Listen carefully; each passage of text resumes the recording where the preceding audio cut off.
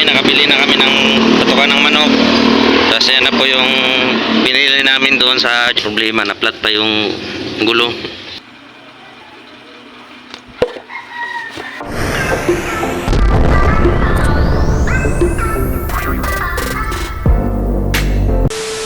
Good morning po sa inyo lahat mga kagwang. Welcome na naman po muli sa aking YouTube channel. Panibagong araw, panibagong vlog na naman. Ngayong araw na to mga kagwang ay pupunta kami ni Mrs. doon sa bayan. Dahil bukas check up kasi ng nanay niya, nanay. Kailangan pumunta ni Mrs. sa bayan para magpalista ng maaga. Para bukas hindi na pipila ng matagal. Ayan. At pagkatapos naman mga kagwang, hindi ko lang alam kung diretso kami ng Jumbo. So bahala na, titingnan na lang namin mamaya. Yan na, ang oras pa lang ngayon mga kagwang ay alas 10, saktong alas 10. So napakainit na naman, no. Ayan.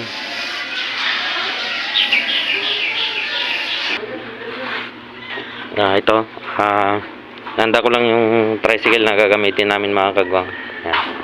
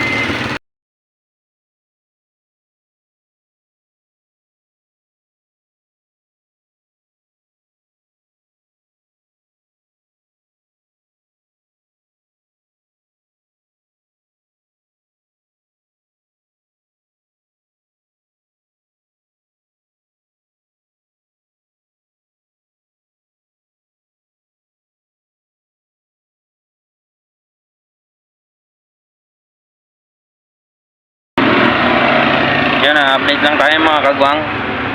Nandito na kami sa may pabalik na, pauwi na kami.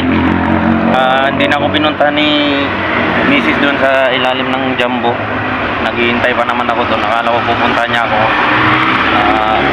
para isama doon sa taas pag grocery.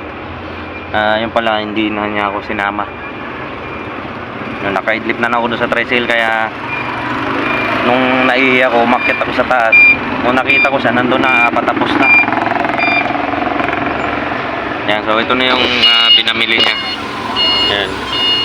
Ito na yung binili namin, nakabili na kami ng patukan ng manok. Tapos yan na po yung binili namin doon sa Jumbo.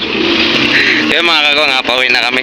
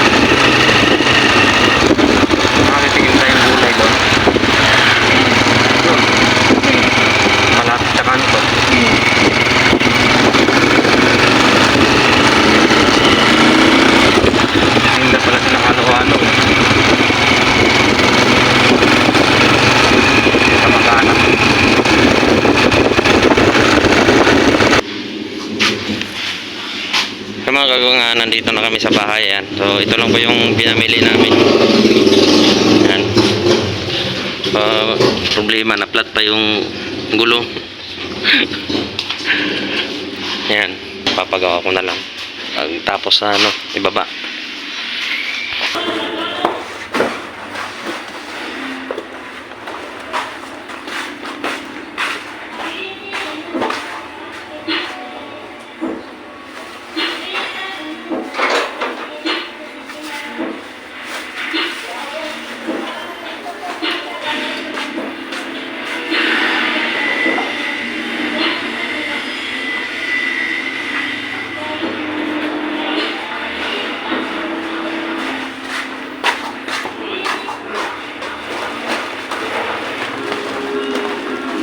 A few moments later.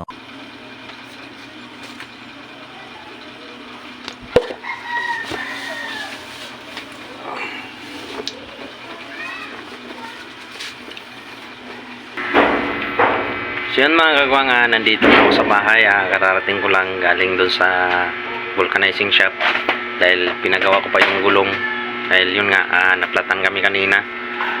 Yan, hindi kasi namin, hindi ko rin napansin agad na flat na pala yung gulong namin mga kagwang, kaya nakita ko na lang yung malapit na kami dito kanina, malapit na kami sa bahay, kaya binaba ko muna yung pangarga namin, yung karga namin.